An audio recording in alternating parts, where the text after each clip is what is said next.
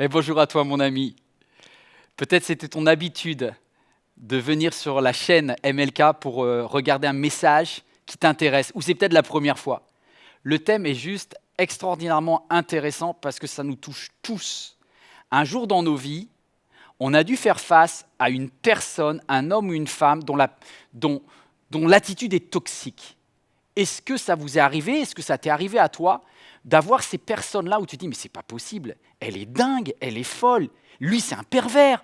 Et c'est très à la mode de faire des analyses psychologiques, d'essayer de comprendre un peu les tenants et les aboutissants, mais est-ce qu'il y a quelque chose de spirituel? Alors regardons le cas de Saül. Alors Saül, vous vous rappelez les amis, il est extraordinairement jaloux et il a l'impression que tout le monde le rejette. Or, ce n'est pas vrai. Il est aimé de Dieu. Il était le premier choix de Dieu. Le roi Saül est aimé de Samuel. Samuel est fan de Saül. C'est lui qui l'a mis en place sur le poste. Saül, il est aimé des siens. Il est aimé de son fils Jonathan. Il est aimé de sa fille Michal. Et même, il est aimé d'un jeune berger qui s'appelle David. Tout le monde l'aime. Sauf que Saül ne se sent pas aimé. Il y a quelque chose dans sa tête qui bloque. Alors, ce que j'aimerais savoir, c'est quelle est l'origine du mal, parce que l'attitude de Saül est incroyablement destructrice. On lit ensemble dans 1 Samuel au chapitre 16 et 1 Samuel au chapitre 18. Saül fut très irrité. Quand ? Parce qu'au chapitre 16, il a entendu des femmes, les femmes du peuple, le buzz, le Instagram de l'époque, le journal télé de l'époque qui disait « Gloire à David, David est encore plus brillant que Saül ». Et Saül fut très irrité, il prit très mal la situation. Il regarda David d'un mauvais œil à partir de ce jour et par la suite. Ça, c'est là où je vous ai laissé la semaine dernière. Maintenant, regardez aujourd'hui. Le lendemain, un mauvais esprit envoyé par Dieu vint sur Saül, qui eut quoi? Il eut des accès de délire au milieu de sa maison. David jouait, comme d'habitude en fait, de la harpe. Et Saül avait sa lance à la fin. Saül leva sa lance en se disant « Je vais clouer David contre la paroi ». Mais David l'esquiva 2 fois. La question du jour, la folie de Saül, à quelle origine? Est-ce que c'est un problème psychologique, psychiatrique, ou est-ce que c'est un problème spirituel, avec quelque chose de démoniaque derrière? Alors, en première partie, je vous invite à étudier la possibilité que le problème de ce roi est un problème d'origine psy. Je voudrais dédier ce message, et je parle avec mon cœur, à toutes les personnes qui sont victimes d'une personnalité toxique dans leur entourage. Ça peut être quelqu'un avec qui tu as été lié, peut-être tu as même été lié dans le cadre d'une alliance de cœur, peut-être d'une alliance de chair, ça pouvait être quelqu'un avec qui tu as partagé la vie, ça peut être quelqu'un que tu aimes et que tu as aimé très profondément, ça peut être dans ton église, dans ton travail. Et aujourd'hui, tu es comme déboussolé. J'aurais aimé entendre ce message il y a 30 ans, parce que je n'avais pas réussi à mettre des mots qui me permettent de comprendre à quoi je devais faire face avec ma famille. Grand A, Saül est un manipulateur émotionnel, ça c'est sûr. Alors, c'est quoi un manipulateur émotionnel? On lit ensemble la définition. C'est quelqu'un qui met en place une emprise pour pouvoir te contrôler, de façon à te faire adopter des comportements destructeurs qui sont contraires à ton propre intérêt. Et cela, en tant que victime, tu ne t'en rends même pas compte. Parce que la personne qui est manipulatrice émotionnelle, elle va réussir à te séduire, elle va utiliser la séduction, elle va utiliser du chantage, elle va utiliser la victimisation, peut-être de l'omniprésence, et on va voir dans le cas de Saül qui va jouer sur une panel de schémas de manipulation assez incroyables. Regardez les exemples de manipulation mentale dans le cas de Saül. Chapitre 18, regarde, en quelques chapitres, on a des exemples assez fous.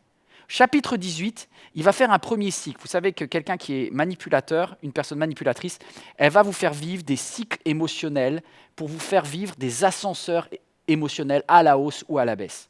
Premièrement, quand il voit que David progresse, Saül devient fou de jalousie, il le regarde d'un mauvais œil. Vous voyez ça au verset 9. Au verset 11, il nous est dit qu'il va jeter une lance et qu'il a comme objectif de clouer David sur la paroi. Au verset 12, alors qu'il vient de balancer la lance, Saül éprouvait de la peur vis-à-vis de David parce qu'il savait que l'Éternel était avec David alors que Dieu s'était retiré de lui. Non mais c'est un truc de fou. C'est-à-dire qu'il est complètement pervers dans sa tête, Saül. C'est lui qui vient de provoquer, c'est lui qui vient de menacer de mort en balançant une lance. Mais dans sa tête, il a l'impression qu'il ne fait que se protéger par rapport à la menace qu'est David. Ça vous est déjà arrivé de vous retrouver en face de quelqu'un qui inverse complètement la réalité ?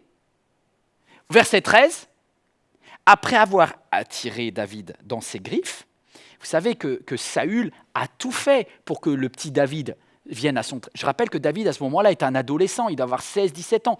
C'est Saül qui l'a fait déménager. Il a installé le jeune berger qui est David, pour en faire de lui un musicien privé, il l'a installé dans son palais.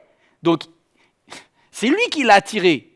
Et maintenant, c'est lui qui l'éloigne, verset 13. Il éloigna de lui David et il va lui confier donc une responsabilité militaire.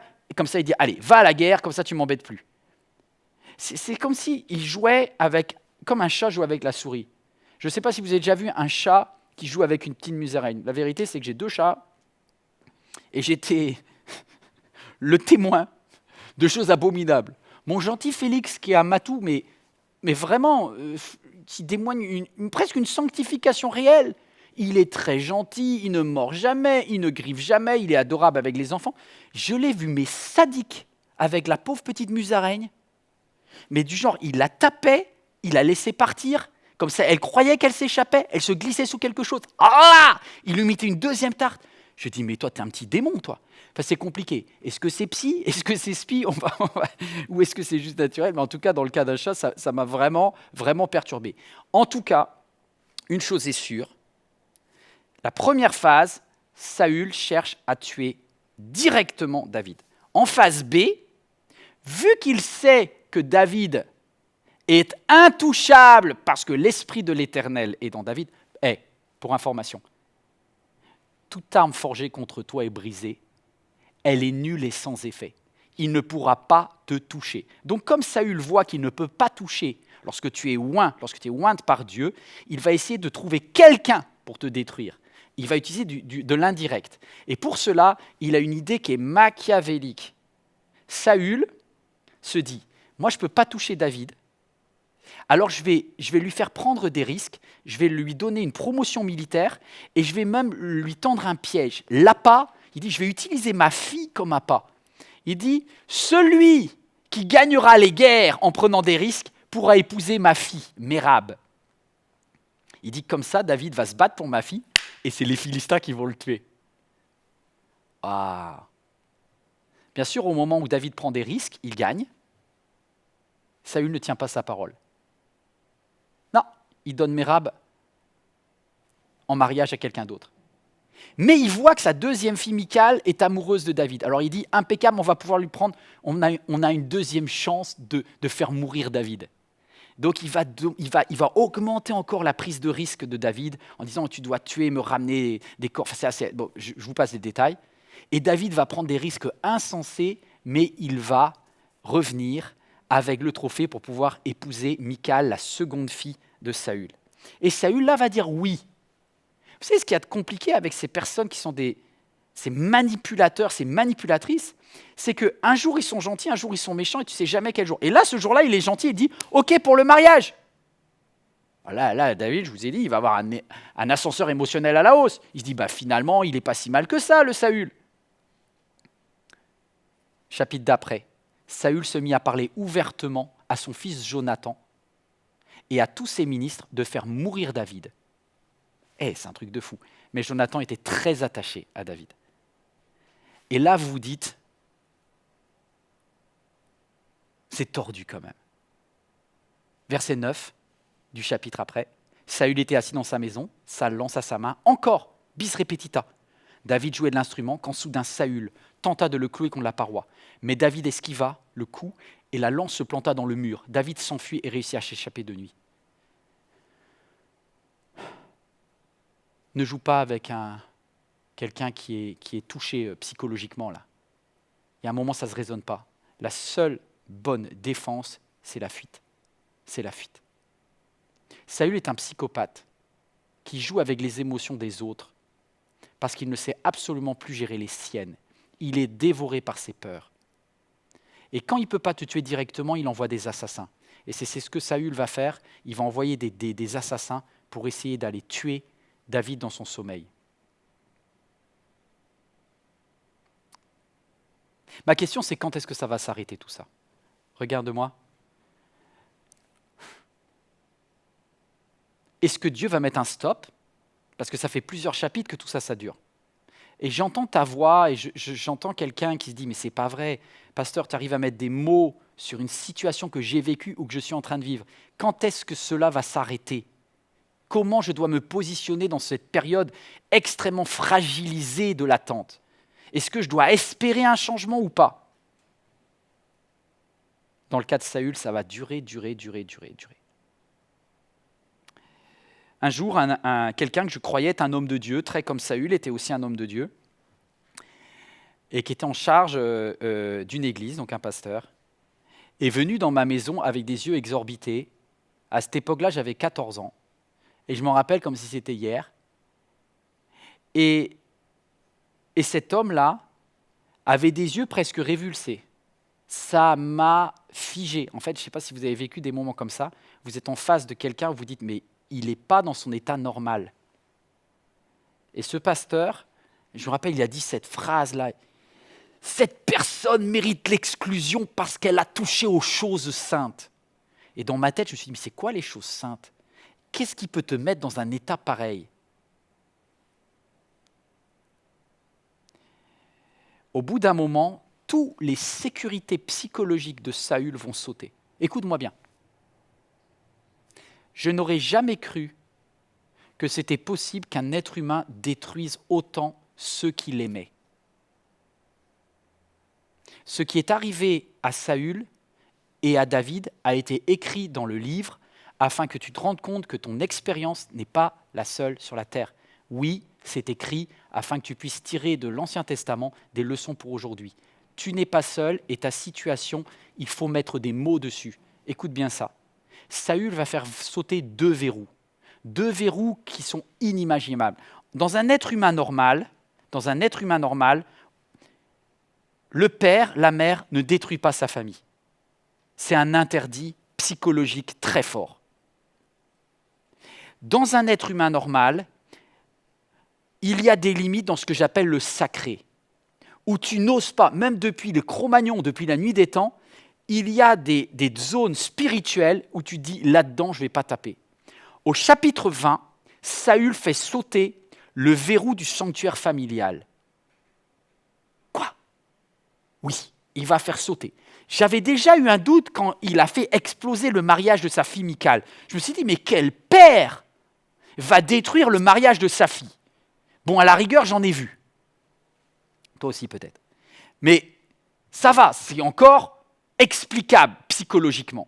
Là où ça devient fou, c'est quand son fils, Jonathan, qui est quelqu'un de gentil, de doux, il dit « Mais papa, tu te trompes par rapport à David, il n'a pas envie de piquer ta place. Tu sais, papa, c'est… » Et Jonathan essaye de raisonner son père. Et même, Jonathan va retourner, parce que Jonathan est mal positionné, il y a son copain qui se cache, parce que David sait, il se dit, mais il va me tuer, l'autre, il m'a envoyé des lances. Alors Jonathan fait comme la navette entre les deux, et en essayant de faire la paix. Il y a toujours dans les histoires quelqu'un qui veut faire la paix malgré tout. Et donc Jonathan, il a le rôle de celui qui fait la navette pour essayer d'améliorer la communication, comme si c'est un problème de communication entre Saül et David. Et il va voir David, et il lui dit, mais t'inquiète pas, je vais sonder le cœur, connaître les intentions de mon père. Eh bien, purée, Saül avait encore fait un piège. Il avait invité David à un banquet et la place de David est vide. Il n'y a personne sur la place. Saül, le premier jour, fait comme s'il ne l'avait pas vu. Il essaye de garder ses nerfs.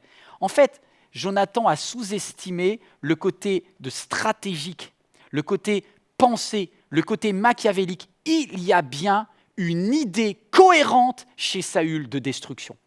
Et ça, je pense que pour Jonathan, il n'arrive pas à admettre que son père est consciemment mauvais. Attention à ne pas sous-estimer les stratégies machiavéliques des gens. Regardez, Jonathan dit, « Papa, David, il n'est pas là parce qu'il n'est pas bien. » Regardez ce que dit Saül. On lit ensemble. Saül se mit en colère contre Jonathan, son propre fils, et lui cria, « Fils de chienne, fils de femme rebelle, crois-tu que je ne sais pas que tu as pris le parti de ce fils d'Isaïe? À ta honte et à celle de ta mère !» Attendez, vous avez entendu les mots? Moi, je ne croyais même pas qu'il y avait des gros mots dans la Bible, mais si tu prends littéralement en hébreu, il dit à son fils, à son successeur, à celui qu'il aime, il dit « fils de pute », c'est ça qui est dit. C'est exactement ça en hébreu. Ta mère, ma femme, a dû me tromper parce que toi, tu n'es qu'un bâtard. Sinon, tu n'aurais pas pris la défense d'un autre.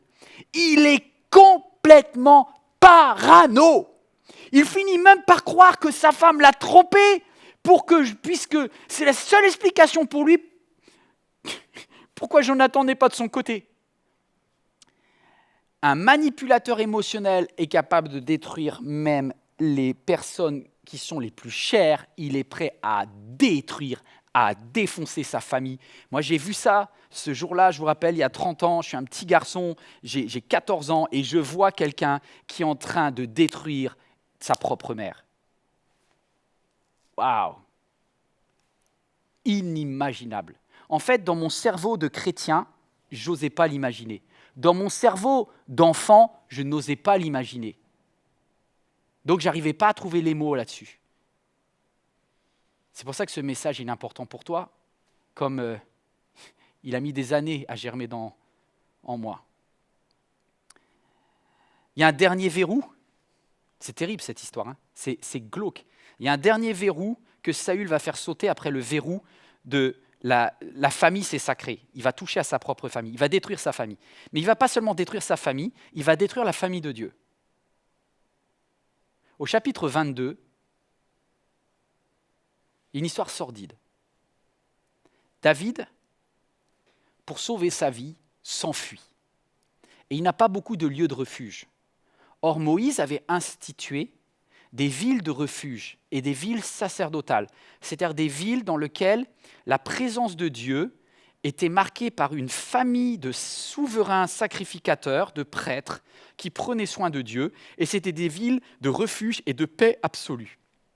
David, n'ayant nulle part où aller, va dans la ville où il y a le prêtre de l'Éternel, le prêtre Ahimelech, qui va lui donner à manger et qui va juste lui remettre l'épée qu'il avait gagnée, l'épée de Goliath. David va manger, il est exténué, il est apeuré, il est traqué par Saül et il s'enfuit. Ahimelech n'a pas compris. Le pauvre Ahimelech, lui, il a juste appliqué le bien parce qu'il est serviteur de l'Éternel et qu'il applique le bien. Alors le roi Saül, lorsqu'il apprit que Ahimelech avait donné à manger à David, va le faire chercher, ainsi que tous les prêtres de la ville de Nob, ville de refuge. Tous vinrent se présenter devant le roi. Ils assument tous en plus. Il n'y a pas de complot. Saül ordonna à ses gardes qui se tenaient près de lui et dit « Allez, mettez-moi à mort tous les prêtres de l'Éternel, parce qu'eux aussi ont soutenu David !» Mais les gardes, tu vois, ils ont un verrou psychologique. Ils disent, on ne touche pas au sacré, on ne touche pas aux choses de Dieu. Là, tu vas trop loin. Il n'y a personne qui bouge. Les soldats refusèrent de porter la main sur les prêtres de l'Éternel. Heureusement, des fois, et je dis merci Seigneur, lorsque un responsable d'église, lorsqu'un responsable spirituel devient fou, merci qu'il y ait des personnes qui disent « Hé, là, on perd la tête, là !» Vous savez, des fois, avec la notion de père spirituel, c'est le père spirituel, on est prêt à avaler des couleuvres. Hé, non! Non, non, non! Dieu n'a pas lavé ton cerveau, il a lavé tes péchés, mais il n'a pas lavé ton cerveau. Lorsque tu vois qu'il y a une situation d'abus et de la violence qui va être commise au nom de Dieu, tu as le devoir de dire non à l'homme de Dieu ou à la femme de Dieu, soi-disant. L'Esprit de Dieu en toi est plus important que l'obéissance à cet homme qui, soi-disant, parle au nom de Dieu. Alors le roi, voyant qu'il ne peut pas mettre à mort les prêtres de l'Éternel par des Juifs croyants, pratiquants, il va demander à Doeg l'Édomite, c'est-à-dire quelqu'un qui ne croit pas, quelqu'un qui n'a aucune peur de Dieu. Et lui, il n'a pas de problème. Et le roi Saül va dire, vas-y, exécute ces prêtres.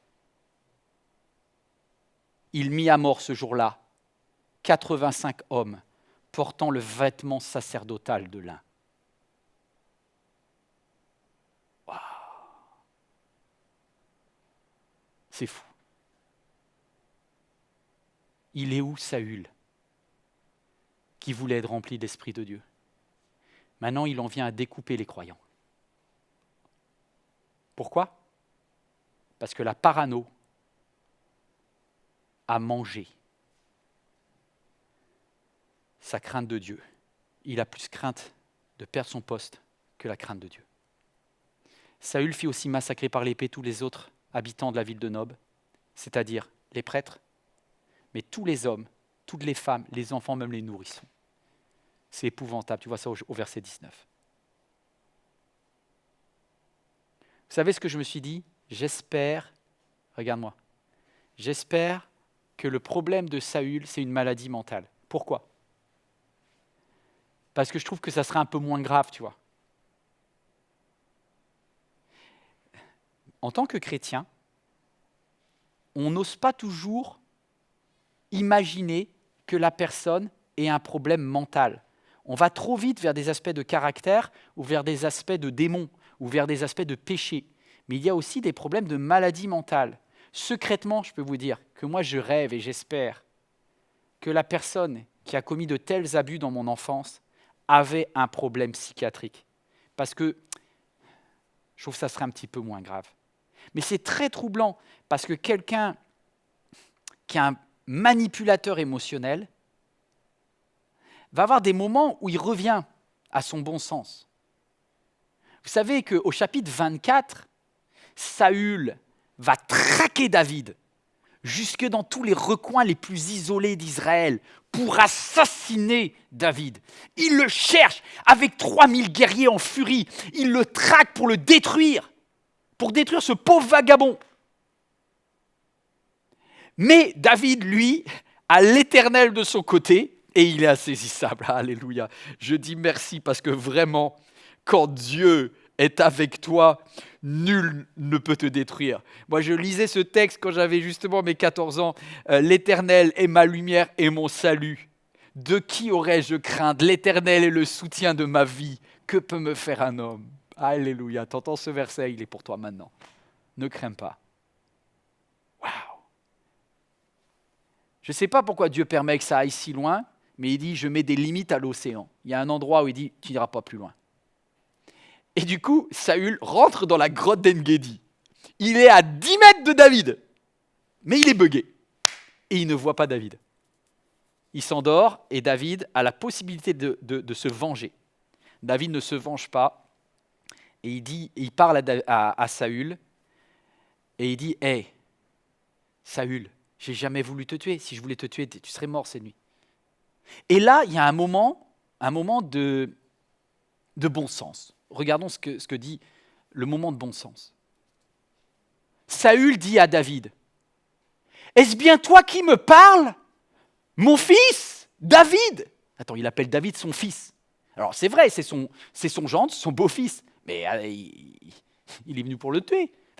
Il y a un switch là dans sa tête. Puis, il se mit à pleurer à chaudes larmes. Je me suis dit, mais c'est des larmes de crocodile ou quoi? Mais on délire. Non, il est sincère. Là, je me dis, il y a un pet au casque quand même. Il lui dit, tu es plus juste que moi, David. Tu m'as traité avec bonté alors que moi, je t'ai fait du mal.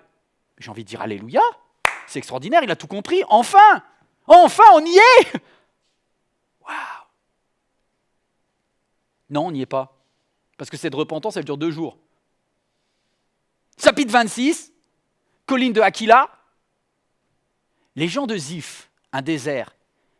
Vous savez, il y a toujours des gens qui aiment mettre de l'huile sur le feu, qui vont aller voir les gens tordus et qui vont rajouter une pièce dans le jukebox de la folie. Ils dirent à Saül, « Hé, sais-tu, on a trouvé David. Il est caché dans les collines là-bas. On le dénonce, hein, parce qu'il veut te piquer ta royauté. Le méchant là-bas. » Alors forcément, quand vous avez quelqu'un comme Saül qui a déjà un gros problème psychologique, il fonce et rebelote. David ne va pas profiter d'une situation d'avantage et Dieu va confondre Saül. Alors Saül s'écria, « J'ai commis une faute. Reviens, mon fils David, je ne te ferai plus de mal. Puisque cette nuit tu as épargné ma vie, j'ai agi comme un insensé, j'ai commis une grave erreur. » Bon, la question est simple là. Tu rentres ou tu ne rentres pas? Si tu es à la place de David, est-ce que tu fais confiance ou pas? Ben là, je vais dire ce que David a fait. David a dit, écoute, merci, mais je vais quand même rester loin de toi. J'arrive à la conclusion. Premièrement, est-ce que Saül est un pervers narcissique? C'est très à la mode. Et maintenant, dès qu'on a des problèmes avec quelqu'un dans notre entourage, on a tendance à faire un test de psychologie plus ou moins bidon pour pouvoir dire « Ouais, je connais, c'est un pervers narcissique ». Attention, doucement, doucement, c'est un vrai concept médical qui est défini, il ne faut pas dire n'importe quoi. Un pervers narcissique, c'est souvent quelqu'un qui a été victime d'un traumatisme en étant petit, qui a une blessure, qui a eu un sentiment de rejet absolu et qui a développé par opposition une personnalité basée sur la toute-puissance, qui est prêt à détruire les autres afin d'exister lui. Alors, j'ai regardé pas mal de sites internet justement par rapport à la définition. Il y a un vrai débat par rapport à la notion de pervers narcissique. J'aime bien cette définition de Passeport Santé qui dit « Un pervers narcissique est une personne atteinte d'un trouble de la personnalité narcissique qui a une image dévalorisante d'elle-même et qui se valorise en rabaissant les autres. » Si on prend cette définition-là, oui, il y a bien des critères chez Saül qui semblent correspondre à un pervers narcissique. Par exemple, il change fréquemment d'opinion, il croit à ses propres mensonges, il est dévoré par la jalousie, il est incapable d'avouer ses torts, quoique là on voit qu'il l'a avoué, donc ça ne marche pas. Il est en quête perpétuelle de succès. Il n'est pas conscient du mal qu'il provoque, je ne sais pas. Bon, bref, méfiez-vous d'affirmer quelque chose. J'aurais tendance à dire non, il n'y a pas tous les critères d'un pervers narcissique, mais d'un manipulateur mental, assurément. Certains vont dire, est-ce que c'est un borderline? Vous savez, borderline, c'est une personne qui va te pousser le plus haut possible, qui va même t'appeler sauveur, qui va arriver vers toi en disant « T'es la meilleure personne que j'ai rencontrée sur la Terre. Moi, ça, j'ai déjà vu ça. T'es le meilleur prédicateur. T'es celle que je préfère, etc. » Et qui va aller mais dans des trucs incroyables. « Je suis prêt à me sacrifier pour toi. Je veux tout donner. » Wow, moi, je me méfie de ces gens qui vous poussent en haut et qui sont après capables de vous détruire. Et une personnalité borderline, elle va te pousser tout en haut et puis après, elle va te détruire. Non, ce n'est pas le cas non plus de Saül. Parce que c'est vrai qu'il a poussé un peu David, mais très vite, dès qu'il a vu que David le dépassait, il s'est arrêté. Alors du coup, il y a des aspects de pervers narcissique, mais pas complètement, borderline, pas complètement, un syndrome de schizophrénie, un petit peu, mais attention, est-ce qu'il y a de la bipolarité? On peut aller chercher beaucoup de choses. Je crains que dans le cas de Saül, le bilan psychologique soit un peu plus nuancé. Et si je devais mettre des mots, je dirais, c'est quelqu'un qui est dévoré par ses peurs, mais quand je dis dévoré par ses peurs, qui a développé une maladie, une jalousie maladive, et qui est prête aujourd'hui à tuer. Dans le syndrome de Peter, c'est quelqu'un qui a développé un concept qui dit que lorsque quelqu'un est arrivé à son maximum de compétences, on dirait même son niveau d'incompétence. C'est-à-dire que Saül, en fait, avait les capacités pour être roi, mais il en a presque trop de responsabilités par rapport à ses capacités réelles. Notamment, il n'a pas la relation avec Dieu qui correspond à son niveau hiérarchique. Et son niveau spirituel étant trop bas par rapport aux responsabilités qu'il a, il ne supporte pas de voir que David est supérieur à lui. Et donc, quelqu'un qui a un syndrome de Peter va systématiquement descendre les autres pour pouvoir rester en place.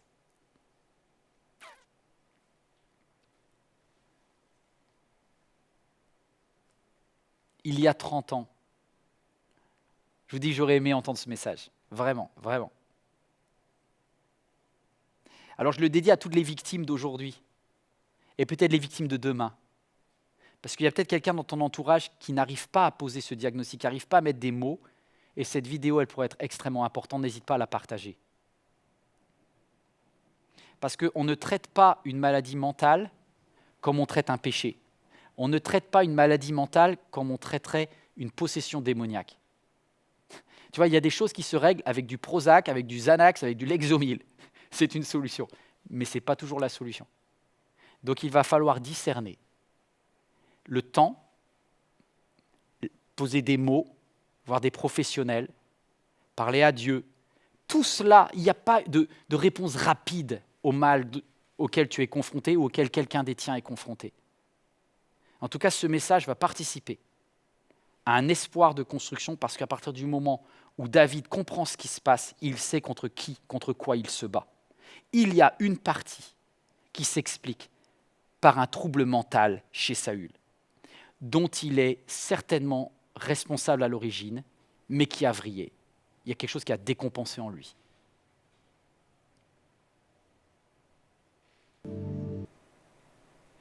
Vraiment, j'espère que ça vous a fait du bien. Vous pouvez regarder tous les épisodes, vous en avez pas mal, hein.